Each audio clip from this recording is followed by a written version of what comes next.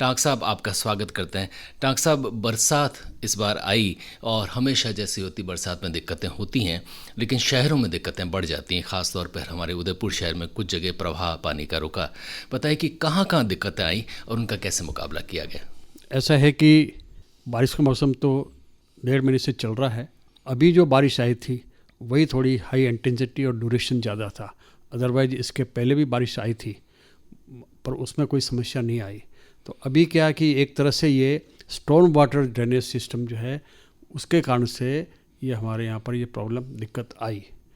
Otherwise इस बारिश के पहले उदयपुर में कहीं पानी की दिक्कत नहीं आई। उदाहरण के तौर पर पहले दिल्ली गेट चौराहे पर बारिश के अंदर, हल्की बारिश के अंदर भी प्रॉब्लम आती थी, अशोक नगर के अंदर भी आती थी और जगह पर भी समस्याएं आती थी। पर अभी जो इंटेंसिटी भी ज़्यादा थी और ड्यूरेशन भी ज़्यादा था, इस कारण से पानी के जो बाहर निकलने की जो क्षमता है वो हमारे स्टॉर्म वाटर की क्षमता के ये सिटीज़ के अंदर डिज़ाइन नहीं है, इसलिए ये प्रॉब्लम आई है। पर 1.5 घंटे बारिश ख़त्म होने के 1 घंटे बाद में ज़्यादातर सभी जगह जो है वो स्टॉर्म वाटर बह के चला गया था। डॉक्टर साहब, कहाँ का किन किन इलाकों में ज़्यादा दिक्कतें आई और उनका कैसे मुकाबला किया नहीं, गया? पहला नंबर तो वही है कि अपना जो दिल्ली गेट के यहाँ पर है, क्योंकि ये शहर का सबसे ज़्यादा पानी यहाँ से पास होके फिर जाता है। और दूसरा पॉइंट इसी का जो एग्ज़िट पॉइंट है वो शक्तिनगर होते हुए और सुखाड़िया स्मारक के पास में और फिर आड़ जाता, तो उस जगह एक प्रॉब्लम आई। दूसरा अपने जो खेमपुर है उस एरिया में आई। तीसरा बोरा गणेश जी के वहाँ पर प्रॉब्लम आई और वो अभी भी मैं देख के आया, उसके बाद में भी उसमें अभी भी प्रॉब्लम एग्जिस्ट करती है और उसका हमको कोई और ही हल निकालना पड़ेगा। ये मेजर पोर्शन है। और बापू बाजार का भी एक बहुत बड़ी कंप्लेंट आई थी, वो जस्टिफाई है। पर ये जो स्मार्ट सिटी का कार्य चल रहा है बापू बाजार के अंदर, वहाँ पर क्या है कि अभी भी पूरा ड्रेनेज सिस्टम ठीक नहीं हुआ है। आधा सड़क छूटी हुई थी, आधा पार्ट, और कुछ जगह तो सीसी हो गया। जहाँ पर सीसी हो गया वहाँ कोई प्रॉब्लम नहीं आई। एक तरह से हाफ ऑफ दी बापू बाजार के अंदर प्रॉब्लम नहीं आई और हाफ ऑफ बापू बाजार में प्रॉब्लम आई। तो उसको हमने अब टेकअप कर रहे हैं और मेरे ख्याल है कि 1 महीने बाद में बापू बाजार की प्रॉब्लम भी समाप्त हो जाएगी। चाहे स्टॉर्म वाटर भी आएगा तो सड़क से निकल जाएगा, क्योंकि स्टॉर्म वाटर का ये है कि जो साइड की जो ड्रेन्स होती है वो सफिशिएंट नहीं होती है और बड़ी भी बनाते नहीं हैं। तो वो रेन जो है आती है हाई स्टॉर्म वाटर, तो सड़क के ऊपर से पानी निकल जाता है और बह जाता है और डिस्पोजल हो जाता है। और दूसरा जो ये बोरा गणेश जी के वाला जो स्थान है वहाँ पर भी एक प्रॉब्लम आई थी।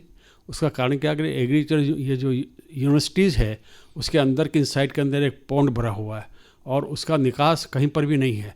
तो ये फिर कॉलोनी में होकर आता है।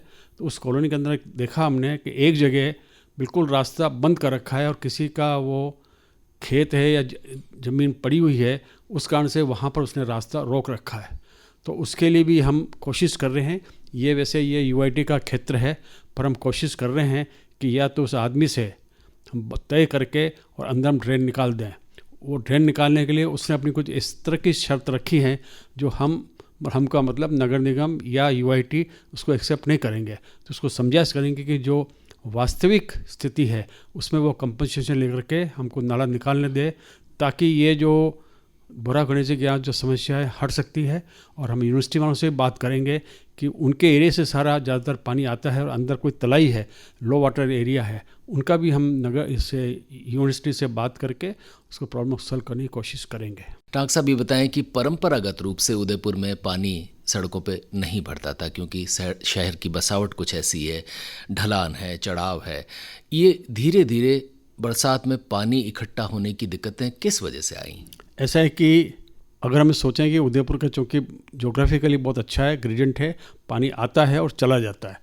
और हमारे यहाँ क्या कुछ जगह जो लोकल कॉलोनीज़ के अंदर जो प्रॉब्लम आई है, जो हमको 3-4 जगह पता लगा, जैसे उदाहरण के तौर पे एक आयड़ की तरफ, केशव नगर की तरफ एक जगह है, वहाँ पर जो है वो उस व्यक्ति ने नाली के ऊपर अपनी दुकान बना रखी थी और दुकान बनाने के बाद में वो सारा रास्ता चौक कर रखा था।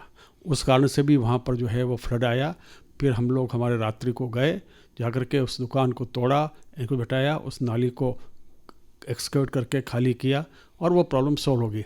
इस तरह और जगह के अंदर भी, जैसे कि ये कलेक्ट्रेट के सामने नीचे की तरफ जो है मधुवन की कॉलोनी है, या नाम कुछ अभी याद नहीं आ रहा मेरे को, वहाँ पर भी ये प्रॉब्लम आई थी। तो वहाँ पर भी क्या, कुछ लोगों ने लेटरिन बाथरूम बना रखे थे, उस जगह हमने जाकर के उसको तोड़ के उसको पानी को निकाला। तो कुछ समस्या इस तरह की है कि नगरवासी अपने आप जो है वो इस तरह के एरिया में कर लेते हैं, हमको भी शायद पता नहीं लगता। वैसे हमारी जिम्मेदारी भी है, हम लोगों को ऐसे एनक्रोचमेंट को हटा देना चाहिए, या जब तक वो बनाए उसके पहले उसको तोड़ दें, ऐसी व्यवस्था भी करें। तो अभी नागरिकों को सबको हिदायत भी दी है कि अगर कोई आपने इस तरह का एनक्रोचमेंट किया है तो हम इसको फिर आपको सजा भी करेंगे। और एक जगह तो हमने वो 3,000 रुपये का पेनाल्टी लगा करके भी उसको तोड़ के ठीक किया। इस तरह हम इसको व्यवस्था कर रहे हैं। डॉक्टर साहब, आपने बताया कि अतिक्रमण की वजह से भी ये पानी का भराव हुआ। कुछ अतिक्रमण तो आपने बताए भी, थोड़ा सा बताएं कि इसके अलावा ऐसे भी कुछ अतिक्रमण हैं जो आपकी नज़र में हैं लेकिन अभी भी बरकरार हैं, जिन्हें तोड़ा जाना है, हटाया जाना नहीं, एक तो अतिक्रमण का जो मैं जो एक बताया, एक तो ये रीज़न बताया।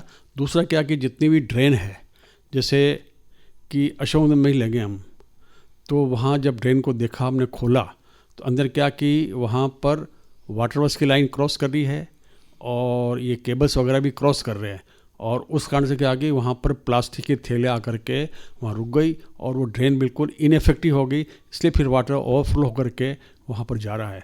तो हमने पहले बारिश के पूर्व को सफाई भी करी थी, पर कुछ जगह अभी भी हमको बहुत जगह देखी गई कि वो जो प्लास्टिक की थैलियाँ हैं और जो क्रॉस कर रही है वाटर स्कैन कही है, या कुछ केबल्स हैं बिजली के बड़े बड़े जो अंदर साइड में पाइप जा रहे हैं, उस कारण से तो ये सब हम समस्या जो है सोल्व करेंगे। डॉक्टर साहब, बहुत सारी परेशानियां आई और आपने सुलझाई भी, लेकिन ये बारिश कुछ सबक भी देकर गई होगी कि इस बार तो इंटेंसिटी कम थी, क्या पता भविष्य में और ज़्यादा तेज़ बारिश आ जाए तो शहरवासियों को और दिक्कत न झेलनी पड़े।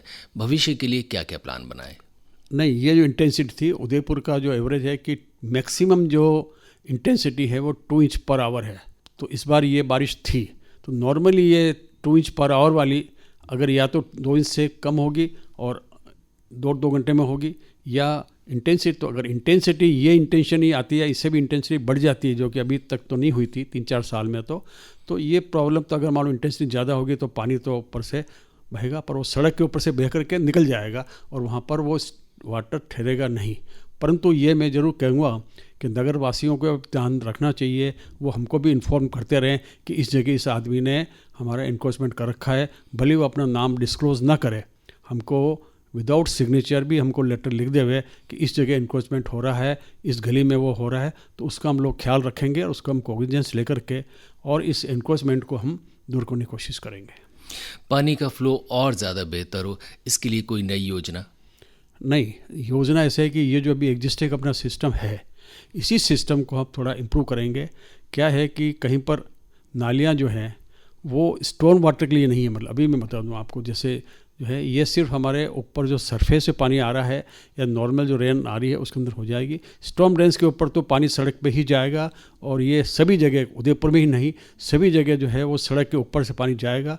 पर जो ही बारिश ख़त्म हो जाए और पानी निकल जाना चाहिए, उसकी व्यवस्था हम करेंगे। डॉक्टर साहब, सड़क के साइड में बहुत सारी जगहों पर नालियाँ होती है जिससे भी पानी बहाया जा सकता है। सड़क का स्लोप कुछ ऐसा बनाया जा सके ताकि दोनों तरफ की जो नालियाँ हैं उससे पानी का प्रवाह हो सके, ऐसा कुछ हो सकता है? ऐसा है कि अभी एक तो सीवरेज सिस्टम चल रहा है, लोगों की डिमांड आ रही है कि हमारे यहाँ पर अब नाली को बंद कर दो, क्योंकि अब वो सीवरेज सिस्टम होने से जो ड्राई सीजन में कहिए या बारिश के 2 या 3 महीने को छोड़ करके तो वहाँ पर पानी आता ही नहीं है। तो नालियाँ बड़ी करने का तो, और लोग ये भी कहते हैं कि साहब अब नालियाँ को छोटी करो, संकड़ी करो, गहरी कम करो, क्योंकि हमारी गाय भैंसे कुत्ते उसमें गिर जाते हैं, उसमें फिर बदबू मारते हैं, तो इस नालियों को छोटी। अब डिमांड ये हो रहा है कि अपन को जो ये जो ड्रेनेज सिस्टम हमारा है, सीवरेज सिस्टम जो में हो जाएगा तो 3 महीनों को छोड़ के बाकी तो वो नालियाँ सूखी रहेगी, शहरी बिल्कुल सूखा रहेगा, पानी दिखेगा ही नहीं, मच्छर की प्रॉब्लम नहीं होगी।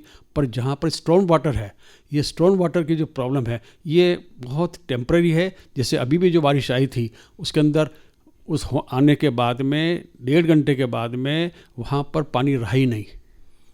लेकिन 1.5 घंटे में देखा गया कि बहुत सारे लोग यहाँ तक पीड़ित थे कि उनके घरों तक में पानी चला गया था। तो ये तो कुदरत है, भविष्य में हो सकता है इससे भी ज़्यादा इंटेंसिटी की बारिश आए, तो उसके लिए तो कुछ करना पड़ेगा। ऐसा है कि जो आप बात बता रहे हो बिल्कुल सही है। अब यह है कि कुछ लोगों ने तो अपनी प्लिंथ को नीचे कर रखी है। हमने ये भी ऑब्ज़र्व किया है कि पहले इनके तो वो क्या कि सड़क के या तो अपने कुछ अंदर बेसमेंट बना रखे थे या उन्होंने अपनी प्लिंथ को नीचे कर रखी थी। सड़क जो है वो बिल्कुल सड़क से 6 इंच ऊपर ही प्लिंथ लेवल है, जबकि ये नियम है करीब 2 फीट ऊपर प्लिंथ होना चाहिए। पर लोग बाग जो है वो किसी कारण से या स्टोरी हाइट बढ़ाने के लिए या बेसमेंट को करने के लिए वो नीचे कर रखते हैं।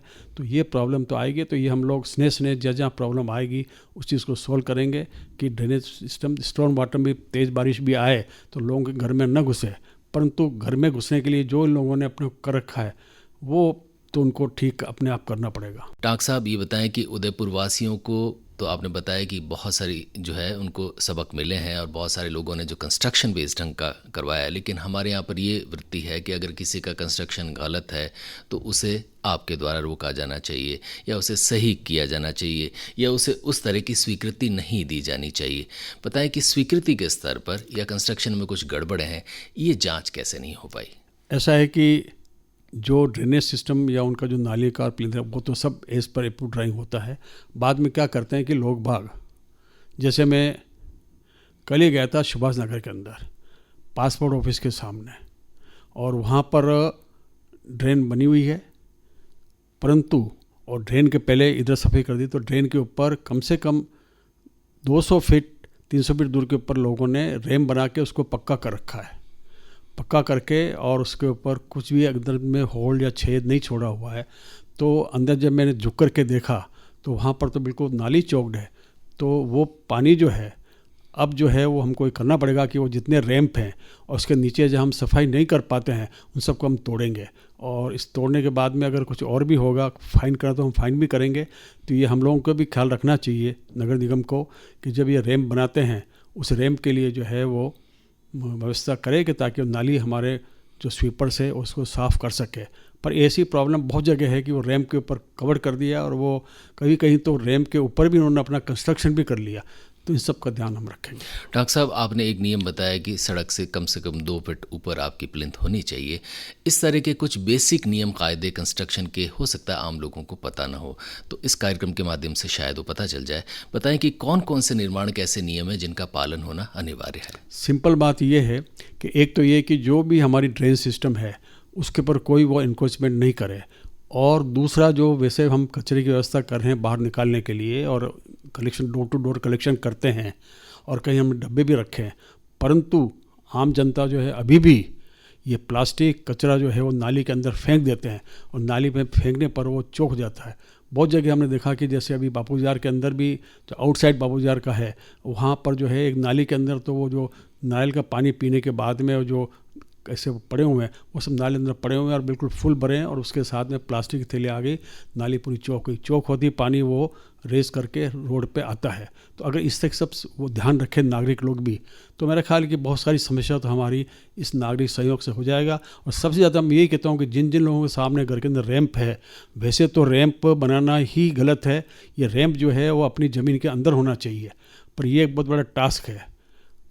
खैर जो भी इनके बना रखे हैं तो उनको ध्यान रखें कि या तो रैंप के अंदर खुद सफाई करे या फिर हमारे जो है वो तोड़े उसको और फिर हम सफाई कर सकें, ऐसी व्यवस्था करें। और ये हम जब तोड़ेंगे, हमने बहुत जगह तोड़े भी थे, उसके अंदर फिर लोगों को जो है वो रिजेंटमेंट भी आया, पर जब देखा है कि ये तुम्हारी गलती है, तुम लोगों ने इसके ऊपर नाले के ऊपर तुमने छवाई क्यों की, इवन उसके ऊपर तो उन्होंने मार्बल लगा दिया, चिप्स कर दी, इस तरह के सुंदर कर रखा उन्होंने, तो अभी तो सुंदर लगता है। पर ये सारी प्रॉब्लम हमारी सही चीज़ों ने हम लोगों की पोल भी खुली और उन लोगों की भी जो कारस्तानी थी वो हमारे सामने आई। डॉक्टर साहब, व्यापारिक प्रतिष्ठान वाले लोग, उनकी वजह से भी बहुत सारी दिक्कतें हैं।